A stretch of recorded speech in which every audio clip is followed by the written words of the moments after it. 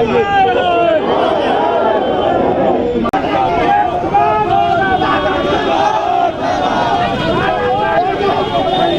आने वाले समय में हर युवाओं के हाथ में इसी तरह से कटोरा होगा और इसी तरह से भीख मांगते नजर आएंगे। मेरा 15 साल से मेरे गांव में घर जाने के लिए रोड नहीं बनाया हुआ, बिजली पानी कुछ नहीं।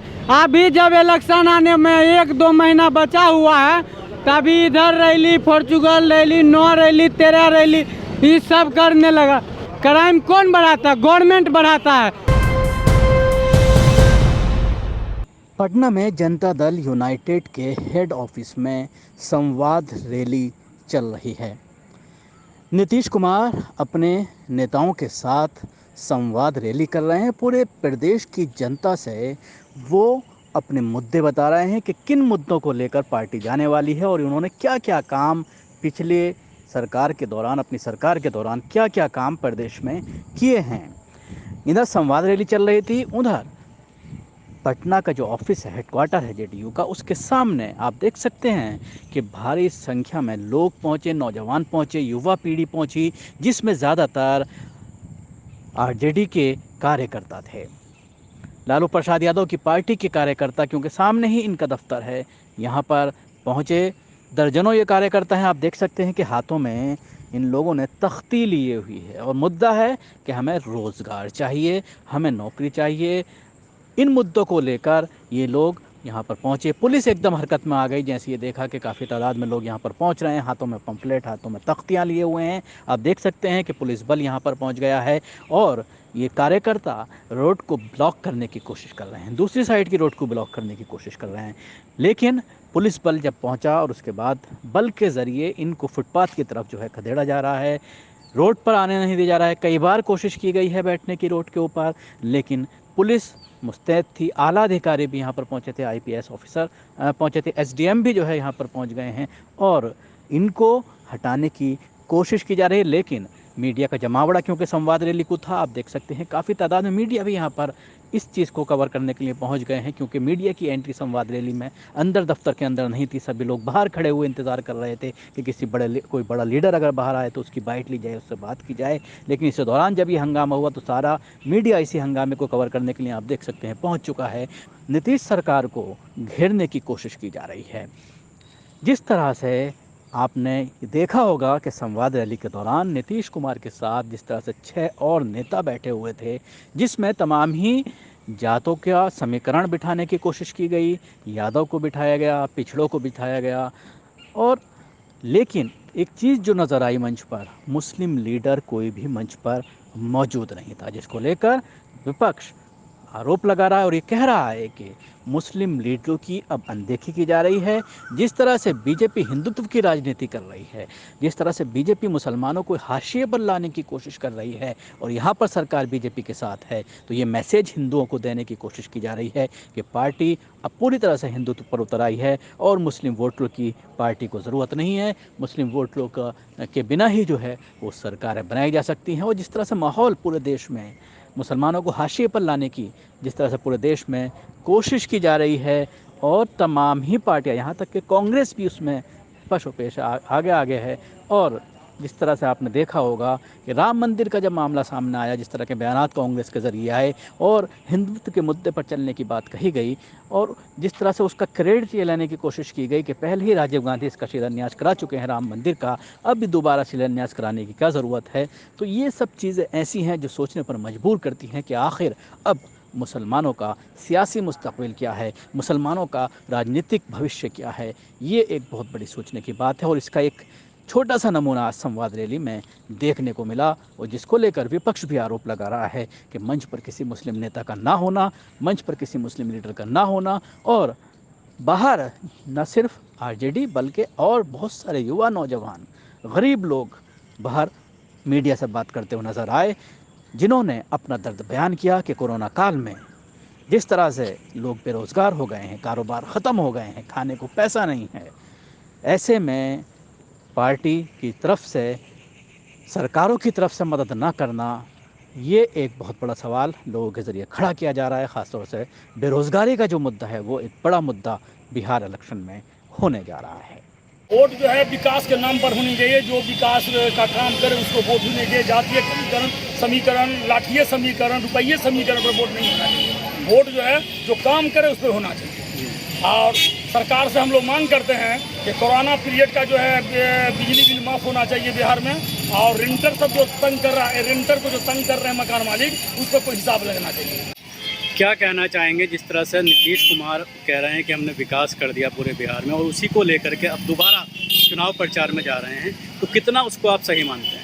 नीतीश कुमार जी कहते हैं हम विकास कर दिए, लेकिन जब आंकड़ा स्पष्ट करने की बारी आती है नीतीश कुमार पीछे हो जाते हैं। हम अगर बिहार में लिटरेसी रेट देखते हैं तो सबसे नीचे हमारा बिहार का लिटरेसी रेट है। क्या यही विकास है 15 साल में? आज स्वच्छता सर्वेक्षण होती है, हमारा पटना सबसे निचले पायदान में। क्या यही नीतीश जी का विकास है? हमारा युवाओं को, मजदूरों को जो बाहर से आए थे बिहार में पलायन किए, उन्हें नीतीश कुमार ने आश्वासन दिया कि हम काम देंगे। वास्तव में ये आश्वासन थी, परंतु जैसे ही लॉकडाउन खत्म हुई उनको फिर से अपना वापस उसी राज्यों में जाना पड़ा। क्या नीतीश जी का ये विकास है? अगर इस तरह के विकास है तो हमें वैसी सरकार की आवश्यकता नहीं है। हमें विकास दिखनी चाहिए। सिर्फ बोलने से, पोस्टर कटिंग करने से नीतीश में विश्वास है, बिहार में विकास है, इन नाराओं से विकास नहीं होता। विकास हर व्यक्तियों के, हर जनता के मुंह से निकलना चाहिए, हर युवाओं के, हम कोई पार्टी से नहीं है, इस दिल से निकलना चाहिए कि वास्तव में एक नेता है जो बिहार के लिए सोचता है और बिहार के लिए निरंतर प्रयासरत है। लेकिन अब हमें ये लगता है कि वास्तव में एक नेता है जो अपना पद के लिए सोचता है और अपने पद के लिए लगातार प्रयासरत है कि किसी तरह अपना पद बना लाना चाहिए। हमें वैसे पद लोभी, वैसे अपना सत्ता लोभी शासक हमें नहीं चाहिए। जिस तरह से लॉकडाउन के दौरान ये देखने में आया कि हज़ारों मजदूर बिहार की तरफ आए पैदल चल करके, नीतीश कुमार के जरिए कहा जा रहा है उन्हें मनरेगा के तहत रोजगार दिया गया, लेकिन अब लोग फिर वापस जा रहे हैं अपने अपने जहाँ पर वो काम करते थे, जो उनकी कर्म भूमि है। उस पर क्या कहना चाहेंगे? खासतौर से इस तरह से युवा बेरोजगार है, आपने जिस तरह से बेरोजगारी की बात की, जब इलेक्शन आता है कुछ वैकेंसियाँ निकाली जाती हैं लेकिन उसको भरा नहीं जाता। अब फिर अनाउंस किया गया है वैकेंसीज का, जैसे जब इलेक्शन थे सेंट्रल गवर्नमेंट के, लोकसभा के, तो उस वक्त भी मोदी के जरिए रेलवे में वैकेंसी निकाली गई थी, लेकिन उसका कुछ नहीं हुआ अभी तक। देखिए, बिहार पूरे भारत का बात कर रहे हैं, ठीक है, डबल इंजन का सरकार की बात कही जाती है, लेकिन बिहार के युवा आज भी दर दर से ठोकर खाते हैं अपना रोजगार के। बिहार सरकार के पास वैकेंसियाँ कुछ नहीं है। अगर बीपीएससी के लिए हम जाकर अगर कार्यालय के बाहर प्रदर्शन करते हैं तो हम पे लाठीचार्ज होती है। क्या हम इसलिए नीतीश जी को वोट दिए थे? क्या हम इसीलिए नीतीश जी को सत्ता में बैठाए थे?